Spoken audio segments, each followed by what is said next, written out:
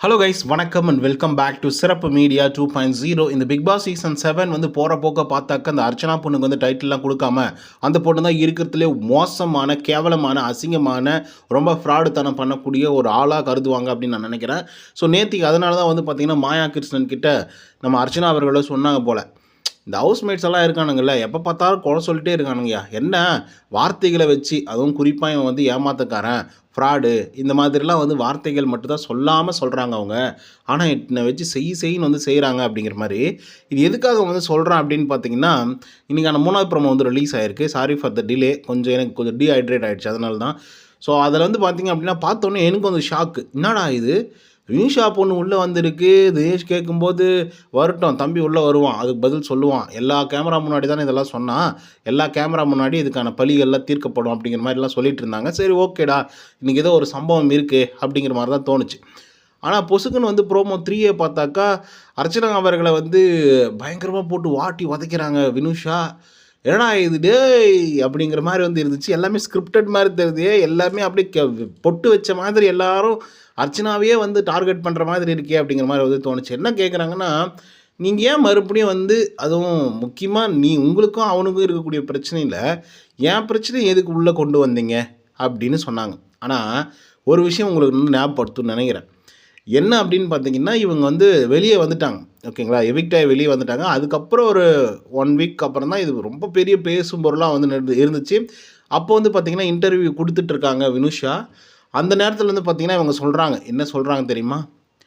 Okay, அதுக்கான பதில் அவன் சொல்லுவான், கண்டிப்பாக நான் வந்து அவனை பார்த்தா நான் சும்மாவே விட மாட்டேன், அக்கான்னு சொல்லிட்டு இப்படி பண்ணிட்டானே, அக்கான்னா இப்படி தான் பார்ப்பானா அவன் அப்படின்னு சொல்லி ஃபீல் பண்ணாங்க.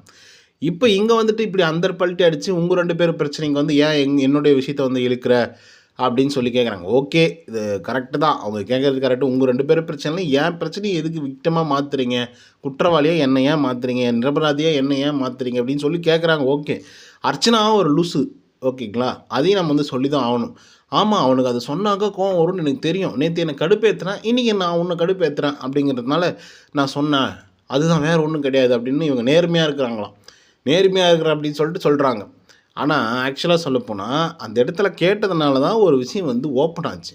ஒருத்தன் எப்படி, அவனோட கேரக்டர் என்ன அப்படிங்கிறது வந்து தெரிய வந்துச்சு. அதுக்கப்புறம் அக்கான்னு சொல்லி பூர்ணிமையை பிடிச்சி ஓட்டி நின்றான், புரிதுங்களா, கட்சா போகும்போது அந்த லெவலுக்கு வந்து பண்ணிகிட்டு இருந்தான். வினிஷா பார்த்தா பொசுக்குன்னு வந்து அர்ச்சனாவை போட்டு வெளுன்னு வெளுத்துட்ருக்கு. அர்ச்சனாவுக்கு ஒரே ஷாக்கு. நீங்கள் உங்களுக்கு சண்டை போடணுன்னா நீங்கள் போட்டுக்கோங்க, என்னுடைய விஷயத்த வந்து நீங்கள் ஏன் ஓப்பன் பண்ணுறீங்க அப்படின்னு சொல்லி. எல்லாம் ஓகே தாம்மா, அவங்க ஓகே, அவங்க வாண்டடாக கூட கேட்கட்டும். யாராவது ஒரு ஆள் கேட்டாங்கல்ல, யாராவது உனக்காக ஒரு ஆள் குரல் கொடுத்தாங்களா, அது வாண்டடாகவே கூட இருக்கட்டுமே. சரி, இப்போ சமுதாயத்தில் முன்ன மாதிரியே ஒரு பொண்ணுக்கு ஒரு அநியாயம் நடக்குதுன்னு வச்சுக்கோ, பப்ளிக் பிளேஸில் அவங்களுக்கு அவங்களே ஃபேமஸ் படுத்திக்கிறதுக்கு, இல்லை ஒரு சீன் போடுறதுக்கு கூட ஒரு விஷயத்த வந்து பப்ளிக்கில் ஏதோ ஒரு தப்பு நடக்கும்போது ஒரு பெண்ணை வந்து தட்டி கேட்குறாங்கன்னு வச்சுக்கோங்களேன், தப்பு கிடையாது தானே. அந்த ஒரு விஷயத்த தான் அந்த பொண்ணு பண்ணுச்சு. யாருமே கேட்கல, யாருமே கேட்காத ஒரு விஷயத்த வந்து அவங்க எடுத்து கேட்குறாங்க. அக்கான்னு சொல்லிட்டு இப்படிலாம் பண்ணிகிட்ருக்க, அந்த பொண்ணுக்கு வெளியே போனால் ஒரு லைஃப்னு ஒன்று இருக்குல்ல அப்படின்னு சொல்லி.